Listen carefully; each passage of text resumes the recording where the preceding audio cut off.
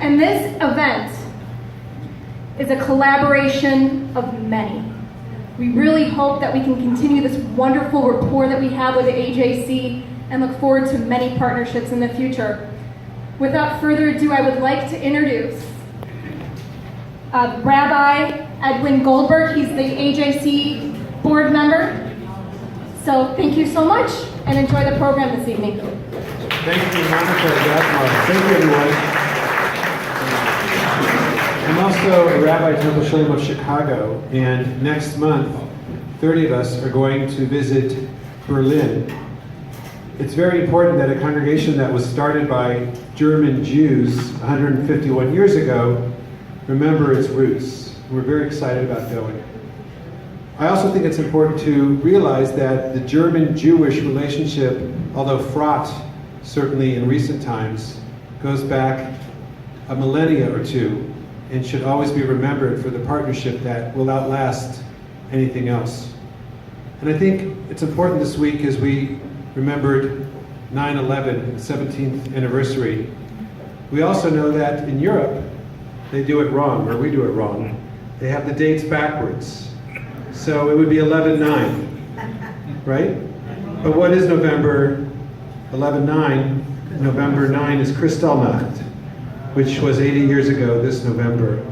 So perhaps the only connection I would make is in both cases disasters don't have to end only with sadness.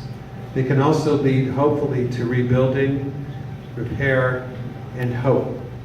So as we mark the 17th anniversary of a terrible time in American history, and as we remember with sadness the 80th anniversary of a terrible time in European history, maybe we'll also take to heart words that Jews throughout the world will be saying from their scriptures this next week.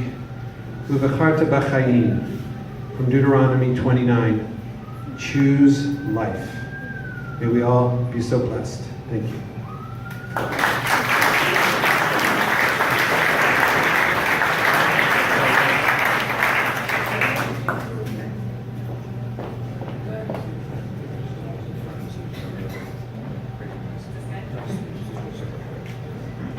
This is good?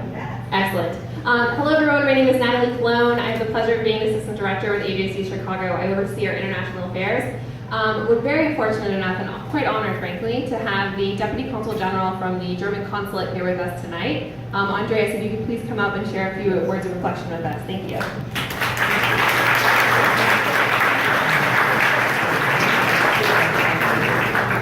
Good evening. Israel Starck, Rabbi Edwin Goldberg, Michael Bauer, Natalie Cologne, ladies and gentlemen. I feel honored to be able to address you tonight. Tonight we have a unique opportunity to learn from Israel Starck, the author of A Boy Named 6881-8, about a sinister time of our history, which has an immense meaning for the history of humanity in general. Can anything confront us more directly with the unimaginable horrors of the Holocaust than the testimony of a witness? Is there a better way to remember the Jewish Berliners that were killed by Nazi terror than the thousands of stumbling blocks all over the city mentioning their names and indicating the houses where they have lived with their families? When personalized, history becomes a story of human beings that we must remember and never forget. And we must draw lessons from the past. One of these lessons is the necessity to fight anti-Semitism. In this context, recent events have raised questions about new anti-Semitism in Germany. We all know that Germany, as a country, stands firm against anti-Semitism.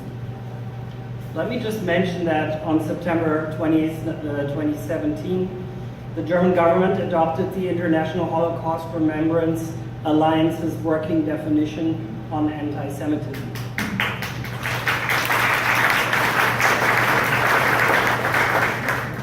A common understanding is of greatest importance when it comes to fighting this inhumanity. Furthermore, in May 2018 of this year, Germany has nominated a federal government commissioner for Jewish life in Germany and the fight against anti-Semitism. While there can be no doubt about the firm stance taken by the German government and the vast majority of the German people against anti-Semitism, we must neither play down nor ignore the fact that previous and especially recent migration from Muslim countries has brought new anti-Semitism to Germany, adding to the right-wing anti-Semitic tendencies that unfortunately are to be found in Germany as well as in other European countries. We must admit that the majority of Germans arriving of migrants arriving in Germany, and we are presently still looking at a daily rate of 500 people, come in many cases from countries where anti-Semitism is a deeply enshrined hatred against Israel and Jewish life is part of the political religious DNA. While it would be utterly unfair to say that every migrant from such countries carries anti-Semitism in his backpack, we should also not ignore certain facts that are more than obvious. In May of 2018, several thousand people demonstrated in Berlin against anti-Semitism under the motto, "Berlin wears kippah." There can be no doubt that these demonstrations are important and of great value. But even more important than statements and expressions of solidarity are policies based on realism rather than political correctness, and what is even more important, the stance that every one of us takes in our daily, everyday life. In a totalitarian system which violates basic human rights, the personal risks are far higher than in a democracy. Living in democracies like the US and Germany today, we can therefore hardly be excused for only passively standing by. We all know that Germany has come a long way since the end of Nazi rule. Looking back and looking into the mirror was everything but easy. My country is aware of its historic and present responsibility, especially towards the Jewish community and towards the State of Israel. We know that this responsibility, a cornerstone of German policy, requires remembrance, reconciliation, and ongoing vigilance now and in the future. Israel Starck, I am grateful to learn from you tonight. Thank you.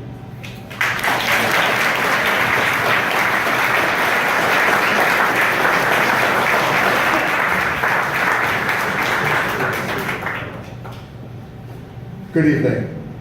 My name is Michael Bauer, and I'm here for 3 reasons and with one purpose. Reason number 1, I'm here because I am an American Jewish Committee Marshall Society member. Reason number 2, I am here because I am the co-chair of the State of Illinois Holocaust and Genocide Commission. We are a state-sponsored commission with the responsibility to ensure that the Holocaust and other genocides are taught between the ages of kindergarten and 12th grade in public schools in Illinois. Reason number 3 I'm here, and most meaningful to me, is I am both the son and son-in-law of Holocaust survivors. And this program particularly means so much to me because about 2 hours ago, I last spoke with my 102-year-old mother, who is living in Morton Grove, whose mind is twice as sharp as mine will ever be. My purpose here tonight is to introduce our incredible speaker, Israel Starck. Mr. Starck was born in 1929 in the Carpatho-Ruthenia region of Eastern Europe, which was then part of the Czechoslovakian Republic. At the age of just 14 years old, his entire family was deported by the Nazis to Auschwitz. His parents perished in the camps. Over the next year, Mr. Starck was interned in 3 more concentration camps: Mauthausen, Melk, and Ebensee.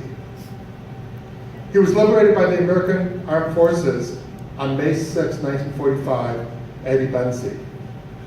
Eventually, he, together with other war orphans, were sponsored for entry to the United States by Mrs. Eleanor Roosevelt He arrived in Chicago in 1948.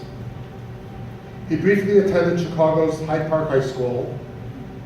He later, with God's help, became a successful, established businessman. He and his wife Ethel are parents of 7 children. Let me see if I can get this right. I think 48 grandchildren? 58. 58? Grandchildren and great-grandchildren. And great-grandchildren. 58 grandchildren, great-grandchildren. That is unbelievable.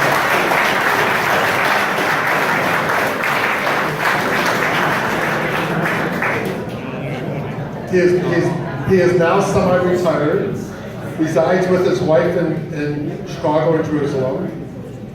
He self-published the book, The Boy Named 68818, which he wrote in collaboration with his daughter Miriam Miller.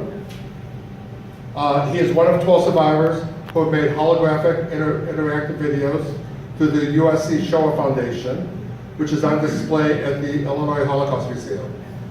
I will tell you, Mr. Starck, like that of every other Holocaust survivor, has a story that is unique and is riveting, and it's my great honor and privilege to introduce you tonight.